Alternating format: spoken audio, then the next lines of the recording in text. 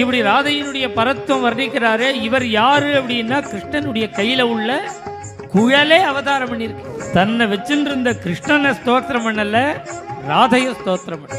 இந்த காவியத்துல அவர் வர்ணிச்சது என்னன்னா ராசலீல. இந்த எப்படி ராசத்துக்கு கிருஷ்ணன் வந்தாங்க.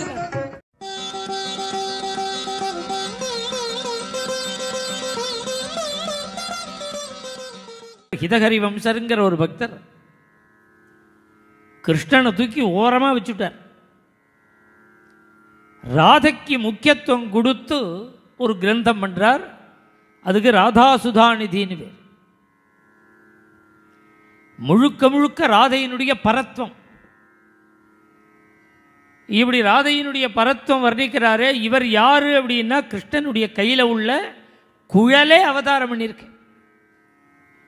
கிருஷ்ணனுடைய கையில உள்ள புல்லாங்குழல் ஹிதஹரி வம்சங்கிற ஒரு மகாத்மாவாக அவதாரம் பண்ணி தன்னை வச்சுருந்த கிருஷ்ணனை ஸ்தோத்திரம் பண்ணல, ராதைய ஸ்தோத்திரம் பண்ண. இப்போ குழலுக்கு அந்த ராதைக்கு அவ்வளவு மகத்துவம். ராதா மனோரம ரமாவர ராசலீல கணாமிருதைக பணித்தும். இந்த காவியத்தில் அவர் வர்ணித்தது என்னன்னா ராசலீல, கண்ணனுக்கும் ராதைக்கும் நடந்த லீலை, ரசமான லீலை. தினசரியே ராசம். இப்போ நாம் என்ன நினச்சிட்டு பாகவதம் கேட்கும்போது என்னைக்கோ ஒரு நாளைக்கு பௌர்ணமி என்னைக்கு வேணுகானம் பண்ணினா கோபிகைகள்லாம் வந்தால் ராசலீலை பண்ணினான்னு நாம் சொல்கிறோம். அப்படி தான் நினச்சிட்டு இருக்கோம். பிருந்தாவனத்தில் எப்படின்னா நித்திய லீலை, 365 நாள் ராசம் தினப்படி. அப்படி வரும்பொழுது ஒரு சந்தர்ப்பம் வசந்த ருத்துவில் ராசம். அது ராதைக்கு மாத்திரம் பிரத்யேகமாக. வசந்தே வாசந்தி குசும சுகுமாரி அவயவை. அருமையான வசந்த காலம். இந்த ருத்து, இந்த அஷ்டபதி முழுக்க வசந்த ருத்து வர்ணம்.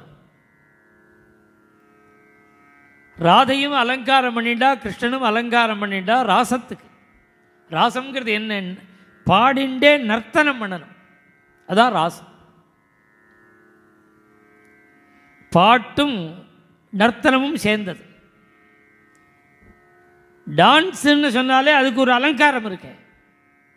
பரதநாட்டியம் எப்பேற்பட்டவாளாக இருந்தாலும் சாதாரண ட்ரெஸ்ஸை போட்டுட்டு ஸ்டேஜில் நீங்கள் பஜனை பண்ணுங்க, நீங்கள் பரதநாட்டியம் ஆடுங்கன்னா எந்த அம்மா பத்மா சுப்பிரமணியம் ஆடுவாளா அன்னைக்கு? இப்போ யார் இருக்காளோ தெரியாது.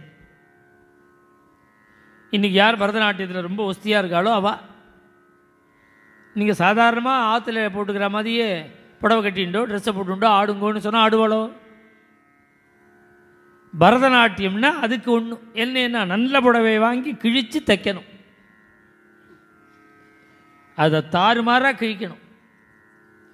கிழித்து அப்படி தைச்சாதான் 2 காலை கொஞ்சம் அப்படி தூக்கினார்னா அப்படியே ஃபில்ஸ் வரும். பளபள பளபள. இந்த கான்ட்ராஸ்டாக இந்த கலர் வேறு, அந்த கலர் வேறு, நடுப்பில் ஒரு கலர்.